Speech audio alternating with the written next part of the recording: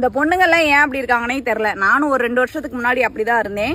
வாழ்க்கைனா இதுதான், வாழ்க்கைனா இப்படித்தான் இருக்குன்னு நான் உணர்ந்ததுக்கு அப்புறம் நான் இப்போ அப்படி இல்லை. என்ன அப்படின்னா, இந்த லவ் மேரேஜ் முடிச்சதுக்குலாம் இந்த அரேஞ்ச் மேரேஜ் முடிச்சதுக்குலாம் பார்த்து உங்களுக்கு என்னப்பா அரேஞ்ச் மேரேஜ் பண்ணியிருக்கீங்க, உங்களுக்கு ஒரு கஷ்டமும் இல்லை அப்படின்னு நினைக்கிறது. இந்த அரேஞ்ச் மேரேஜ் பண்ணியிருக்கிறதுக்கு என்ன நினைக்குங்க, உங்களுக்கு என்னப்பா லவ் மேரேஜ் பண்ணியிருக்கீங்க, லைஃப்பை நல்லா என்ஜாய் பண்ணுறீங்க அப்படின்னு சொல்லுங்க.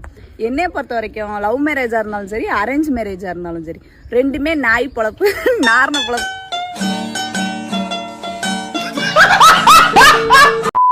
அவனை கஷ்டப்பட்டு பெற்றது நான்.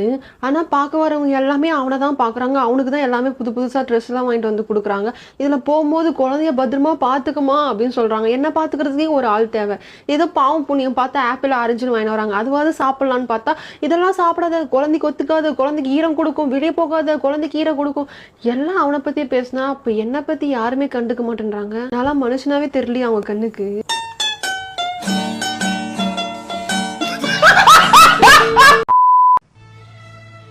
மறுபடியும் எனக்கு மயக்கம் வர்ற மாதிரியே இருக்கு.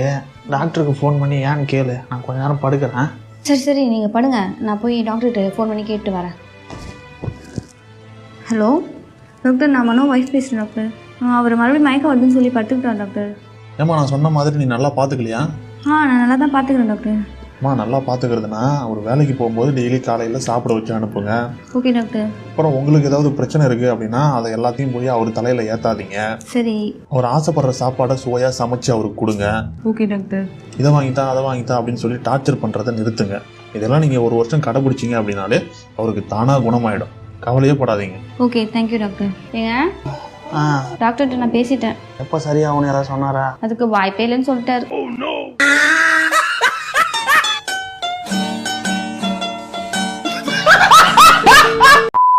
தங்கம் யார் வந்திருக்கா பாரு, அத்தை மாமாடி. மரியாதையா உள்ள போயிடு. பாத்தீங்களா அத்தை உங்க பொண்ணுக்கு திமிர? யோ மாமா, பார்த்து நம்ம ஆடு மாதிரி நின்று இருக்க, கேளியா உன் பொண்ண? எனக்கு எவ்வளவு அழ வருது தெரியுமா?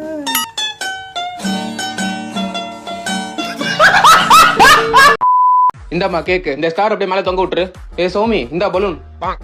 என்ன இவ்வளவு சின்ன பலூனா வாங்கிட்டு வந்திருக்கீங்க? நீ தான் சின்ன விஷயத்த கூட ஊதி பெருசாக்குவே. ஊதி பெருசாக்கி கட்டி தொங்க விடு போ.